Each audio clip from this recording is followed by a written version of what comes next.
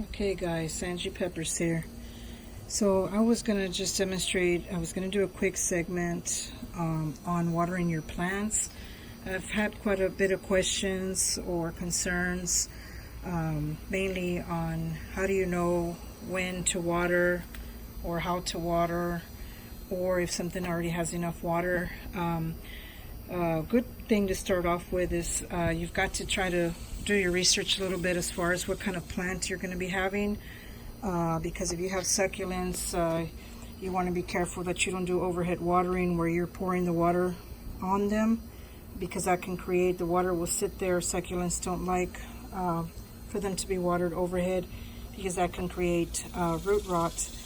So I got a couple of succulents here just for the purposes of demonstration. Have the soil types, check your soil. You always want to make sure that you have good drainage. You want to have some good drainage holes in your pots. That's another thing. Make sure that everything that you're growing, peppers or whatever you have, that at least you have some sort of drainage, hanging baskets, things that you're going to have. I just brought in a few of these pots here just to kind of demonstrate.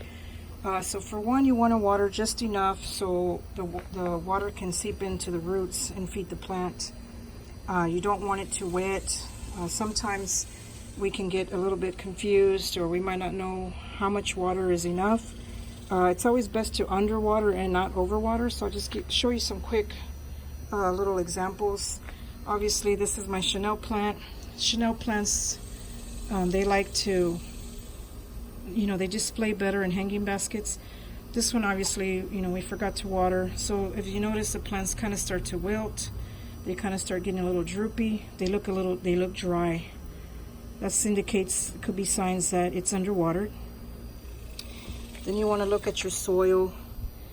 That it's hardened up a little bit. It's powdery. See that? It's powdery. It's dusty.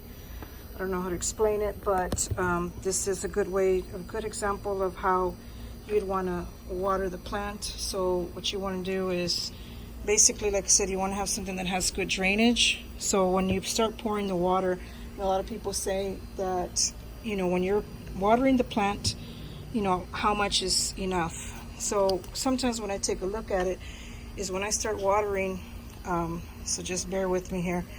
I'll start watering the container as such, and you let it kind of raise to the rim. See how it raised to the rim of the pot? See how the water just kind of went up, and now it's starting to drain, right? And so basically right there is when you stop. You let the water reach up to the rim, and then what's going to happen is you're going to have the drainage, and that's okay. The water is coming out, it has seeped and it has gone through the root. This particular plant, it likes for the soil to remain moist, not wet. Moist is just a little, right now, of course, it's going to look really saturated because I just watered it. So give it some time, let the water drain out. And see how, like I said, I raised the water, put the water to raise it to the rim, fill up, and then I stopped. And then the water with proper drainage, you're going to see the water seep right through that drainage hole. Another example that you can look at is if you're doing solo cups, you're using small containers. Again, this is a succulent. Notice how there's a little bit of yellowing and stuff because it's underwatered. It needs water. Again, you're going to see kind of powdery residue, kind of powdery. See how it looks powdery? That's another sign that indicates that you need to water it. Also, what you're going to see is you're going to see the soil separate from the rim. You see how you see the separation right there? You can kind of see between. That means that there is no moisture in here. So what I'll do is carefully, since this is a succulent, but if it wasn't, I still don't like to really try to do overhead watering. Again, you would do the same thing. You kind of just pour the water, let it fill up to the rim, and then stop. You see how quickly there's drainage, the water's going right through it. Succulents don't like to be watered too much. I'll do the same thing here. As you water, let it fill all the way to the rim, and then it'll start to drain. And you should start seeing it, or maybe you won't. I have to cut a hole here. But make sure, see?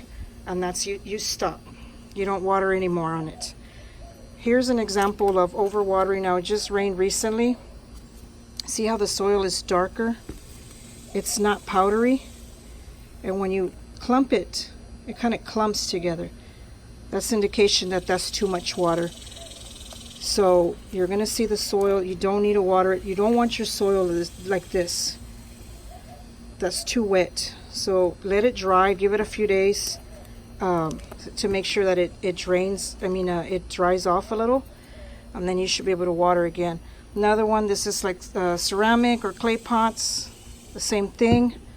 You notice, kind of powdery, doesn't really clump. You can water a little bit. If you can feel a little moisture, that's fine.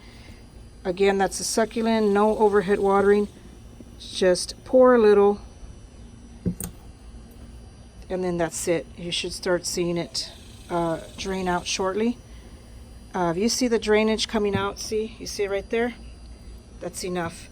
I didn't water it all the way to the rim, notice, because the soil, it wasn't bone dry like these. This is another example right here for a bigger pot. This is okra. Now, if you want to question and say, I wonder if I should water this plant, again, it just rained. See how it clumps? It's wet. You see that it's wet, it looks shiny. You don't water this, you let it dry. You don't want to overwater that either. Another example, here's one of my white habaneros, bigger pot. I'm looking in it. Looks a little powdery. It's not really clumping because it's sort of dry. So what I'll do is I'll do the same thing. I'll water this through. Reach it to the rim or close to the rim as possible. Remember, underwatering is better. See how I kind of fill it up to the rim? The rim up to right there. And then you should start seeing some drainage. But if you're unsure, like I said, check the soil first. Fill the water up to the rim. Stop watering it. And after a while, as you can see there, you see the drainage. That means it's properly draining. The water's not staying stuck in there. You don't want the water to be retained in there because that will create root rot. So hopefully you guys can kind of get an idea of how to water, when to water, and what are the signs of when something needs to be watered. This little guy obviously was very underwatered, but it'll start picking up. Sometimes if you see yellowing on the leaves because you forgot to water, just kind of pinch off the yellow leaves and it should be okay. So hopefully this tutorial will help you out a little bit and you can understand as far as watering. If you have any questions, just inbox me or look for me on Facebook or Instagram or something, and I'll be more than happy to assist you. So hopefully this helps. This is a tutorial, like I said, on how and when to water your plants. Thanks for watching.